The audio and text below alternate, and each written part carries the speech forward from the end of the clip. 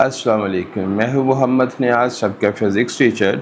आज की हम इस शॉर्ट सी वीडियो में ये चीज़ चेक करेंगे कि हमने फ़िज़िक्स सेकंड ईयर का जो पेपर है, जो आई थिंक 6 से स्टार्ट हो रहे हैं, उनको हमने कैसे सॉल्व करना है। तो उसका मैं एक शॉर्ट सा वीडियो बना के आपको एक पेपर पैटर्न बताऊंगा कि आपने जब एग्ज़ाम में जाना है तो पेपर को किस तरह से सॉल्व करना है, क्या-क्या चीज़ें पेपर में लिखनी हैं, क्या-क्या चीज़ें पेपर में नहीं लिखनी। क्योंकि मेरी ऑब्ज़र्वेशन के मुताबिक बहुत सारे स्टूडेंट ऐसे होते हैं लेबॉर्ट्री में जो पूरा साल कॉलेज की लेबॉर्ट्री में भी नहीं जाते, कहीं से प्रैक्टिकल नहीं करते और प्रैक्टिकल वाले दिन उनको पता चलता है कि हमें लिखना क्या है। और फिर वो इधर उधर लैब में देखते हैं और अगर कहीं से हेल्प मिल भी जाए तो उनको फिर भी आइडिया ही नहीं होता कि उन्होंने पेपर लिखना कैसे है, कौन सी चीज़ लिखनी है, कौन सी चीज़ नहीं लिखनी। तो आज की वीडियो देखने के बाद आपको ये ज़रूर मालूम हो जाएगा कि हमें कौन सा चीज़ें पेपर में लिखनी है और कैसे लिखनी है, कौन सी चीज़ें ज़रूरी हैं और कौन सी चीज़ें ज़रूरी नहीं हैं।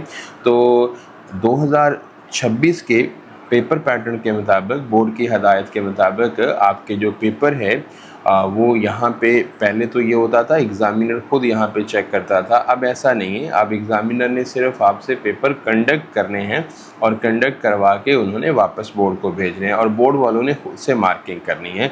तो इसलिए अब आपका जो रिटन वर्क है वो बहुत ज़्यादा इम्पॉर्टेंट है। परफॉर्मेंस भी होनी चाहिए, क्योंकि अगर परफॉर्मेंस होगी तो रिटन वर्क होगा। तो परफॉर्मेंस के साथ साथ आपकी जो आंसर शीट रिटर्न होनी है बोर्ड को, उसके लिए आपको कुछ इम्पॉर्टेंट पॉइंट्स को ज़हन में रखना होगा। तो हम स्टार्ट करते हैं कि फ़िज़िक्स का प्रैक्टिकल सेकंड ईयर का कैसे होगा और कैसे हल करना है मुकम्मल तफसील। ये मैंने एक पेपर प्रीवियस जो पिछले साल का बोर्ड का पेपर था वो भी मैंने यहाँ पे लगा दिया है। तो अब हम इसको देखते हैं कि ये देखो, ये 2023 का एक पेपर है जो कि बोर्ड का ही पैटर्न है। ये आलमोस्ट सारे पंजाब के सारे बोर्ड्स का पेपर का पैटर्न यही होता है। तो उसके मुताबिक क्या होगा बच्चों, अब आल्दो इस साल थोड़ा सा पैटर्न चेंज हुआ है लेकिन प्रैक्टिकल वही है, लिखना वैसे ही है, थोड़ी सी मार्क्स डिस्ट्रीब्यूशन जो है वो चेंज हुई है। अब देखो बच्चों, आपके प्रैक्टिकल के 3 सेक्शंस होते हैं प्रैक्टिकल पेपर के। फर्स्ट सेक्शन, ये आप इसमें 3 एक्सपेरिमेंट आते हैं। पहला है determine the volume of a given solid cylinder by vernier calliper, find the value of g by electronic timer, find a focal length of a convex lens by displacement method. ये तीनों ही experiment जो है वो बहुत ज़्यादा important हैं। इन तीनों में से हर बैच में एक ना एक आना ही आना है, लिहाजा इसको अच्छे से याद करें।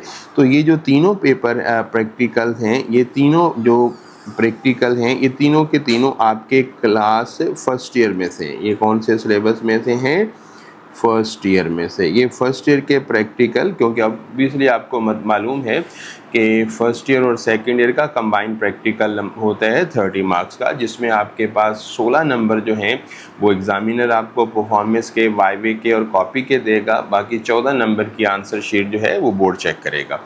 अब ये 3 एक्सपेरिमेंट जो है वो फर्स्ट ईयर में से आते हैं। अब बाय रूल ये है कि आप इन 3 में से कोई 2 एक्सपेरिमेंट को टिक करोगे। फॉर एग्जांपल, आप एक बच्चा कहता है कि सर मुझे क्वेश्चन नंबर 2 और क्वेश्चन नंबर 3 आता है। तो अब एग्ज़ामिनर उसमें बाय रूल ये क्या करेगा कि अपनी मर्ज़ी से एक बच्चे को अलॉट कर देगा और बोलेगा कि ये वाला एक्सपेरिमेंट नंबर, क्वेश्चन नंबर 2 जो है वो आप इसको सॉल्व करो। तो वो इस तरह से इसमें से यानी कि 2 आप टिक करोगे और उसमें से एग्ज़ामिनर आपको बोलेगा कि बच्चों ये आपने ये कर देना है।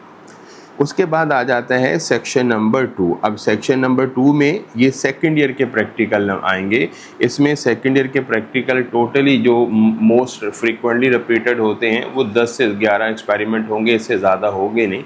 तो अब ये 3 एक्सपेरिमेंट जो हैं ये आपके आते हैं सेकंड ईयर के सिलेबस से। जैसे सेकंड ईयर के सिलेबस से, और ये ऑलमोस्ट इलेक्ट्रॉनिक सर्किट्स के होते हैं। फॉर एग्जांपल इसमें ये क्या है, study the relation of current passing through एक टंगस्टन ओहम लॉ को जो है वो हमने वेरीफाई करना है कि एक टंगस्टन फिलामेंट को हम वोल्टेज देते जाएंगे, उसमें करंट नोट करते जाएंगे और देखेंगे एक सर्टेन लिमिट के बाद हम वोल्टेज बढ़ा रहे हैं, करंट नहीं बढ़ रहा क्योंकि उसका रेजिस्टेंस बढ़ गया। तो टंगस्टन फिलामेंट जो बल्ब का अंदर जो फिलामेंट होता है टंगस्टन मटेरियल को कहते हैं, तो वो ओहम लॉ को ओबे नहीं करता, तो उसका ग्राफ पहले सीधा और एंड पे थोड़ा सा बन जाता है, तो वो उसको वेरीफाई करना है। और उसके बाद ये फोटो इलेक्ट्रिक इफेक्ट, ये इंपॉर्टेंट एक्सपेरिमेंट है, आसान है, इसका ग्राफ भी बनाते हैं, तो ये इसमें आपने का। और उसके बाद है find the resistance of galvanometer, that is the most important, और ये ऑलमोस्ट हर ग्रुप में इसने आना ही आना हो। तो इस तरह से आपके दो सेक्शन बन गए। सेक्शन नंबर 1 में से first year class first year के प्रैक्टिकल आएंगे और सेक्शन नंबर 2 में से क्लास सेकेंड ईयर के प्रैक्टिकल आएंगे। 3 आएंगे, उसमें से आपको एक हल करना है। आप 2 टिक करेंगे, इसमें से भी आप क्या करेंगे कि आप कोई से 2 टिक करेंगे और उनमें से आपको एग्जामिनर जो है वो एक अलॉट करेगा कि आप ये परफॉर्म करें। मार्क्स डिस्ट्रीब्यूशन में हर क्वेश्चन जो है, जो आप एक क्वेश्चन करोगे हर सेक्शन में, वो है 10 नंबर का। 10 में आपके पास 5 + 5 होंगे, यानी कि इसमें 5 नंबर आपकी रिटन वर्क होंगे जो आप टेबल पे लिखोगे और 5 नंबर आपकी परफॉर्मेंस के होंगे जो एग्जामिनर चेक करके आपको देगा। तो इसी तरह बच्चे अब आपके पास इसके भी कितने मार्क्स होंगे, 10, उसमें भी 5 + 5 मार्क्स होंगे। 5 आपके रिटन वर्क जो आप आंसर शीट के ऊपर रिफ्लेक्ट करोगे और 5 जो आपकी परफॉर्मेंस के आपको मिलेंगे। उसके बाद आ जाते हैं बच्चों आपका जो पेपर का सेक्शन नंबर 3 है, उस सेक्शन नंबर 3 में क्या होगा कि 2 ग्राफ आएंगे। पहले ग्राफ 5 नंबर का होता था, लेकिन अब ग्राफ 4 नंबर का कर दिया गया, 1 नंबर रिड्यूस कर दिया गया। इस तरह से बच्चों देखो, ग्राफ में आपको टेबल गिवन होंगे, ये 2 है, 2 उनमें से एक आपने ग्राफ पेपर आपको एग्जामिनर देगा। वहाँ पे नॉर्मली जो लैब अटेंडेंट होता है वो आपको ग्राफ प्रोवाइड करता है, तो ग्राफ पेपर के ऊपर ही ग्राफ बनाना है। और याद रखिएगा कि ग्राफ अगर आपने आंसर शीट के साथ अटैच करना है, अगर आपने ग्राफ गलत बना दिया तो उसके मार्क्स नहीं मिलने वाले, ये ज़हन में रखिएगा। और ग्राफ दोबारा भी नहीं मिलता, वो सीधे सीधे आपके 4 नंबर कट जाएंगे। तो लिहाजा ग्राफ को आप बनाना आना चाहिए, वहाँ पे आपको किसी ने बना के नहीं देना, खुद आपको बनाना आना चाहिए। और ग्राफ के लिए मैंने एक अलग से एक वीडियो लेक्चर जो है वो फिज़िक्स इनसाइट विद नियाज़ के ऊपर लगाया हुआ है, आप उसे जाके अच्छे से देखें कि आपने किस तरह से ग्राफ बनाना है, उसके ऊपर मुकम्मल जो है वो मैंने डिटेल से उसमें गाइड किया हुआ है। अब 2 ग्राफ हैं बच्चों, इनमें से यहाँ का ऑप्शन आता है 2 में से आपने एक ग्राफ बनाना है। और नॉर्मली ये होता है कि 2 एक्सेस होते हैं, जो पहला बॉक्स होता है उसको आप एक्स एक्सेस पे ले लोगे और जो दूसरा होता है उसको आप वाई एक्सेस। और इस ग्राफ के साथ ना एक क्वेश्चन भी पूछा होता है, क्वेश्चन का आंसर लाजमी करना। बाद कर बच्चे ग्राफ बनाते हैं, क्वेश्चन का आंसर देते ही नहीं है, तो इससे उसके 2 नंबर कट जाते हैं। तो इन दोनों में से कोई एक ग्राफ बनाना है। और ग्राफ बनाने के साथ ग्राफ में जो इम्पोर्टेंट चीज़ें बच्चे क्या है, ग्राफ का स्केल आपने अच्छे से लिखना है, स्केल के साथ जो चीज़ अलॉन्ग एक्स एक्सिस लो, जो चीज़ अलॉन्ग वाई, उसके साथ यूनिट भी अच्छे से मेंशन करो। और उसके बाद जो क्वेश्चन किया होता है सवाल का, जो ग्राफ में हर ग्राफ में कोई ना कोई क्वेश्चन पूछा होता है, उसका आंसर भी लाजमी देना है, तो ये बात इनका ख्याल रखना है। और लास्ट है क्वेश्चन नंबर 8 है बच्चों, उसमें कॉपी है आपके पास और उसके बाद है नोटबुक। तो इस तरह से टोटल जो एग्ज़ामिनर मार्क करेगा, आपको जो एग्ज़ामिनर मार्क्स देगा वो आपको कितने देगा, 5 पहले एक्सपेरिमेंट के, 5 दूसरे एक्सपेरिमेंट के, और उसके बाद आपको यहाँ से 3 नंबर कॉपी और प्लस 3 नंबर ही वाइवे के आपको देगा। तो टोटल ये बन गए 16 मार्क्स जो हैं आपके, ये बन गए, ये एग्ज़ामिनर आपको अलॉट करेगा। और जो आपके पास रिटर्न वर्क का होगा, जो बोर्ड चेक करेगा, जो रिटर्न वर्क के मार्क्स होंगे, रिटर्न वर्क्स के जो मार्क्स होंगे वो सिंपल क्या होंगे कि 5 नंबर पहले एक्सपेरिमेंट के, 5 नंबर दूसरे एक्सपेरिमेंट के, 4 नंबर ग्राफ के, तो टोटल कितने बन गए 14। तो 14 मार्क्स जो है वो आपको बोर्ड अलॉट करेगा। तो टोटल इस तरह से आपके पास जो मार्क्स, आपकी मार्क्स डिस्ट्रीब्यूशन बनती है टोटल मार्क्स कितने बन गए, इस तरह से 30 बन गए।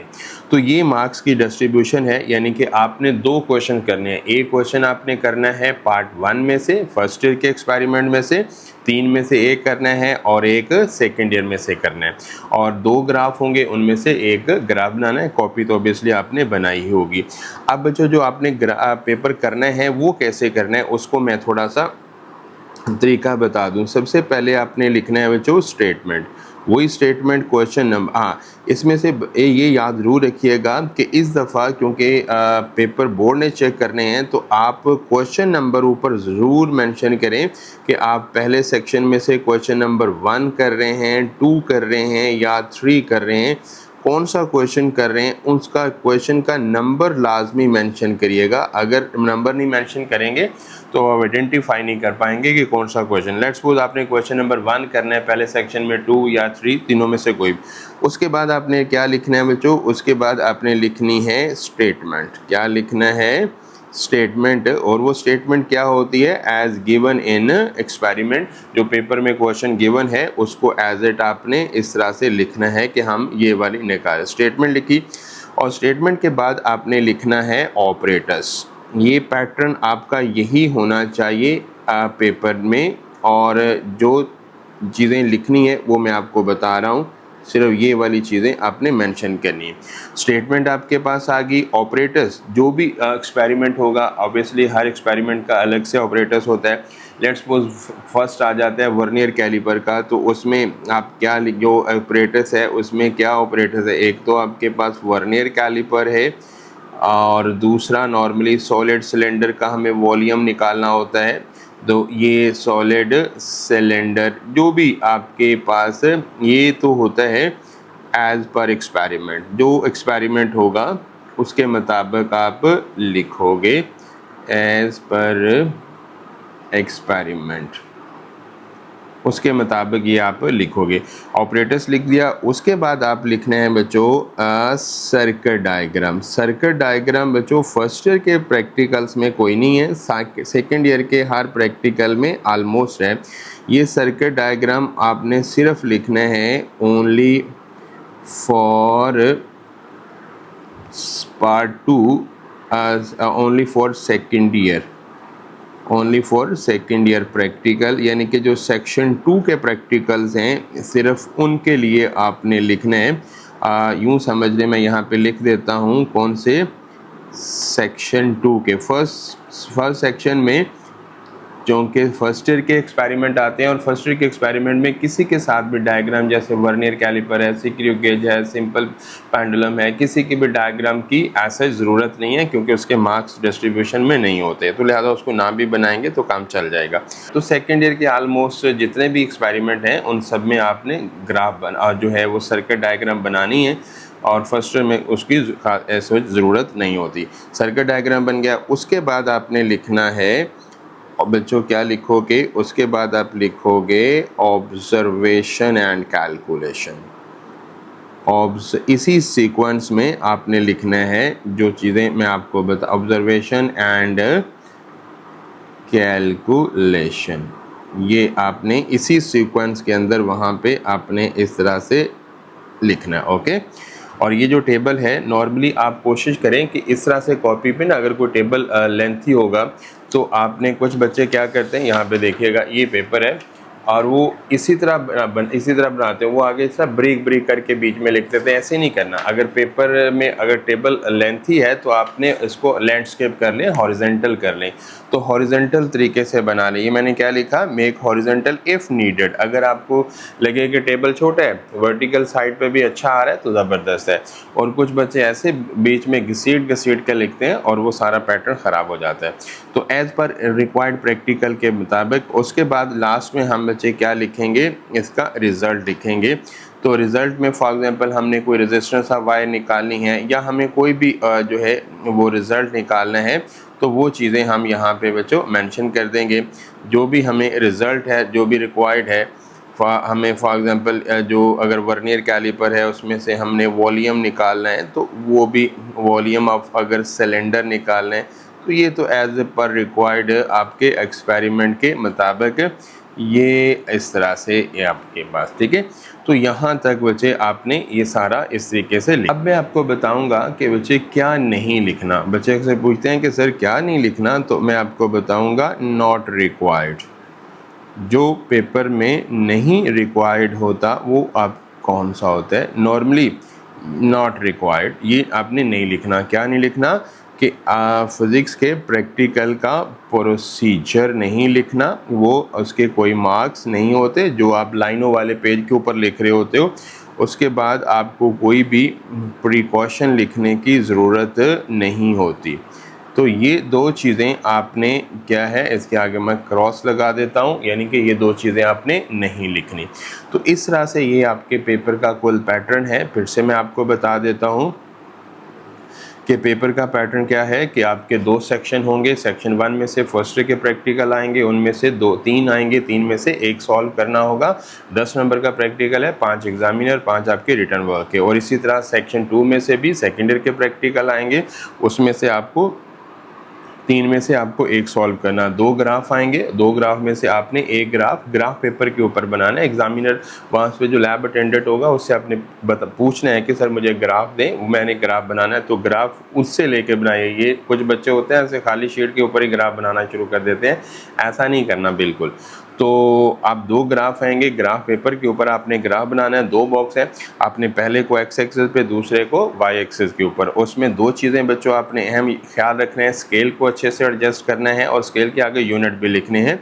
और लॉन्ग क्वेश्चन को है उसमें जो एक क्वेश्चन आएगा वो भी आपने इसमें मेंशन करना है। उसमें जो मार्क्स की डिस्ट्रीब्यूशन है वो कुछ इस तरह से है।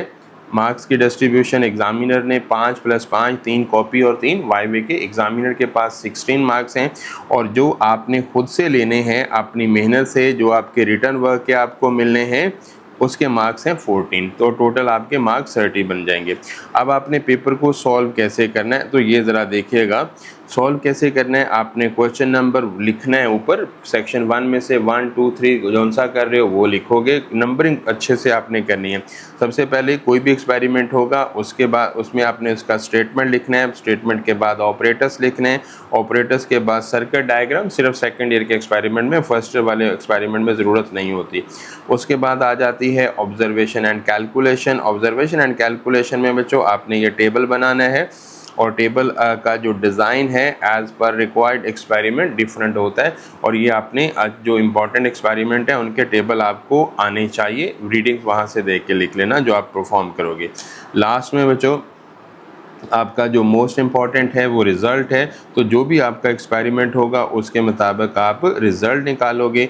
और कौन सी चीज़ें नहीं लिखनी, ये देखो, ये चीज़ें आपने नहीं लिखनी।